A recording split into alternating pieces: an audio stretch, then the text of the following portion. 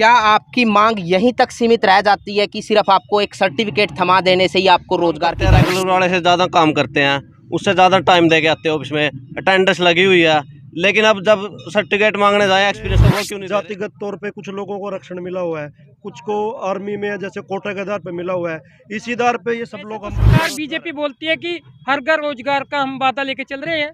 इनको मान लो 3 साल काम लेकर नए नए एक्सपीरियंस लेटर दिया जाता है। बड़े साथी हैं, उनके लिए कोई भी ऑप्शन नहीं रखा गया कि वो उस पर रजिस्टर्ड कर सकें। नमस्कार, आप कैथल टीवी देख रहे हैं। मेरे पीछे ये नौजवान देख रहे होंगे। वैसे तो बेरोजगारी का मुद्दा देश में मतलब इतना छाया हुआ है कि हर राज्य में नौजवान बेरोजगारी को लेकर के धरने प्रदर्शन कर रहे हैं, लेकिन ये वो नौजवान हैं जो सरकार के तहत सक्षम में काम करते हैं। पिछले 4-5 साल से ये अलग अलग विभागों में काम करते हैं। ये देश का दुर्भाग्य है और हरियाणा राज्य का भी दुर्भाग्य है कि यहाँ पर हर तीसरा ग्रेजुएट नौजवान बेरोजगार है।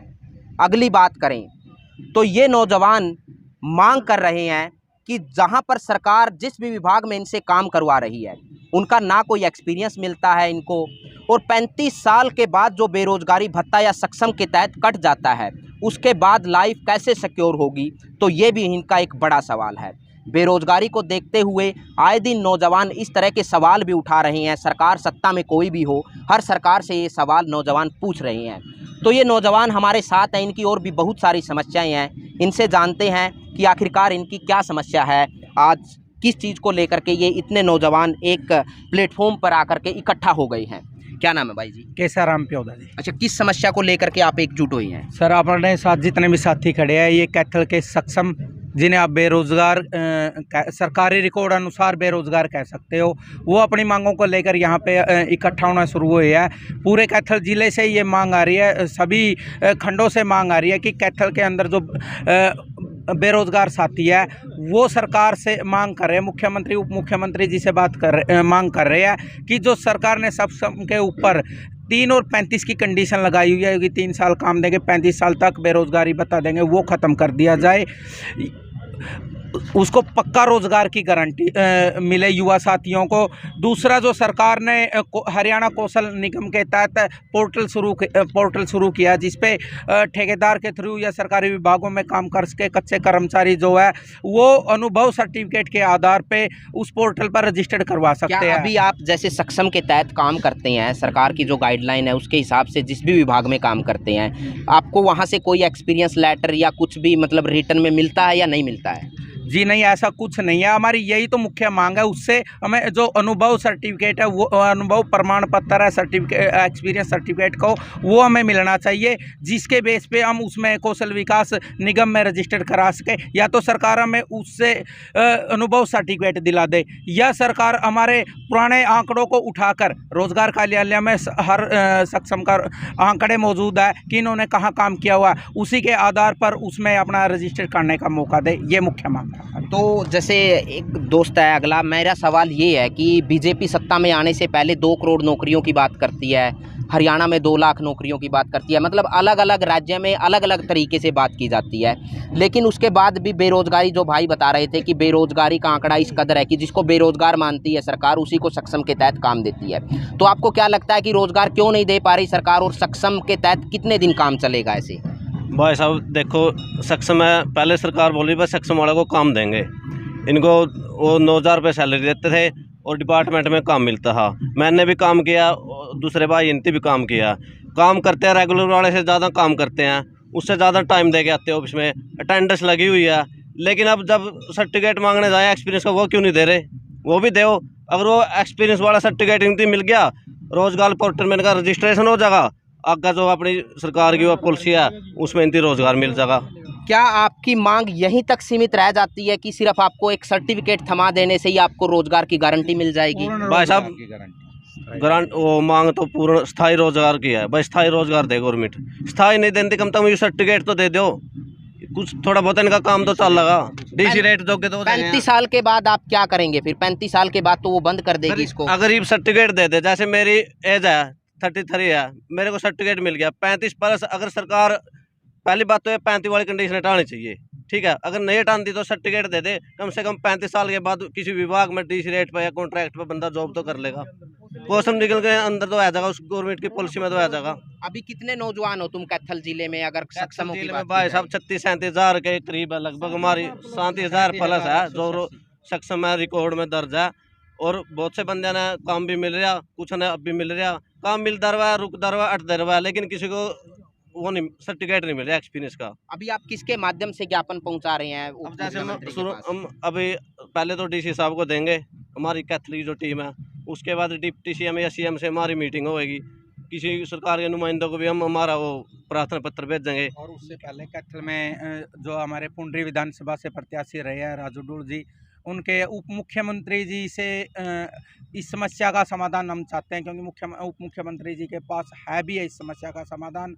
अगर वो चाहे तो हमारी समस्या का समाधान कर दे। उसी को देखते हुए हमने पुंडरी विधानसभा से पूर्व में जजपा प्रत्याशी रहे राजू भाई, जो राजू डूल पाई है, उनको ज्ञापन दिया उप मुख्यमंत्री तक पहुँचाने के।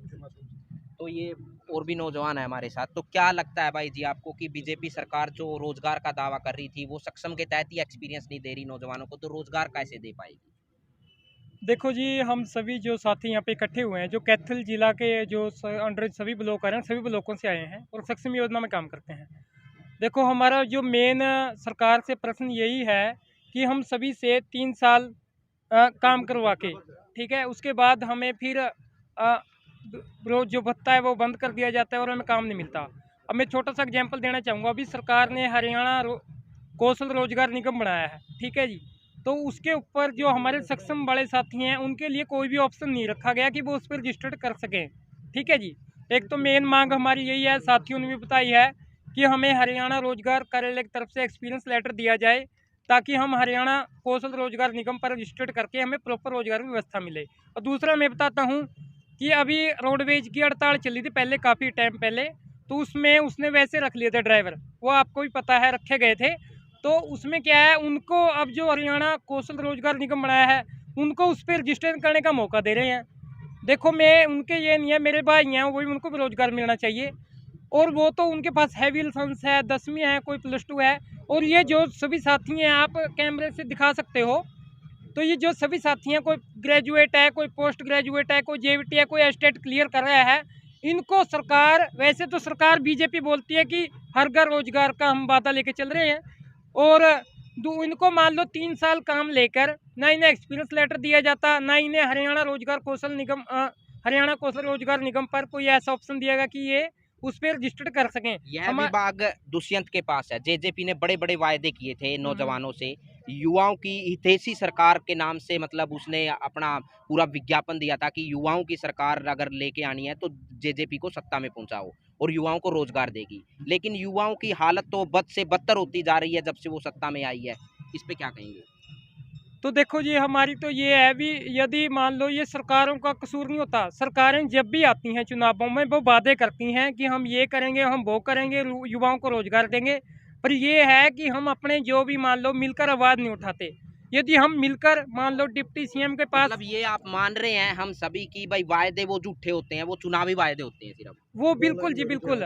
तो वो झूठे क्यों होते हैं, मैं झूठे का मैं आपको बता देता हूँ। झूठे इसलिए होते हैं कि लोग किसी भी लीडर को वोटें देते हैं, उसके बाद वो बन जाता है, ठीक है जी, उसके बाद उसको एक भी नहीं बोलने वाला जाता भी आपने क्या कहा था जी, आप हमारे गांव की चौपाल पर आकर ये वादा करके गए थे कि हम आपको रोजगार देंगे।